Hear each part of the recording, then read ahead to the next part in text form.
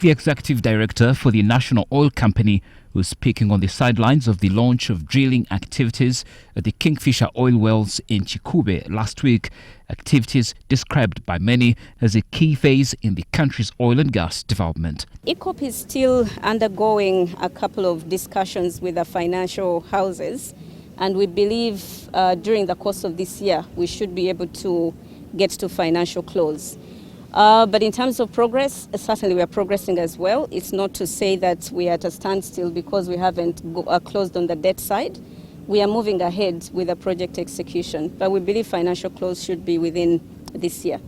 The Petroleum Authority in Uganda says some 2,138 billion shillings capital investment will be spent this year in Kingfisher, on top of other spending the following year. About $580 million is expected to be invested in the Kingfisher development project in this year, which we have started.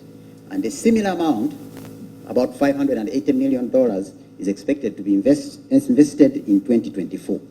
Contractors on site also say the commissioning of drilling of the 31 wells is of great significance for actors in the production value chain. Spudding in itself is basically the first harvest, if I may say, or it can be equated with plumbing of a tap. When you set it up and do the piping system and you switch on that first water that comes. But the significance of today as a contractor is that the oil and gas has a value chain. So the oil field and where the spudding happened feeds into the line pipe, which is the transportation of the crude oil into the CPF. And where we stand right now is the CPF, where we are executing civil works, which is the factory for the crude that we saw come out of the ground today. Mid last year, we have had over 1,000 young Ugandans pass through our hands, and largely those are short-term contractors on different portions of scope of work that we have executed in Tilenga and here in Kingfisher.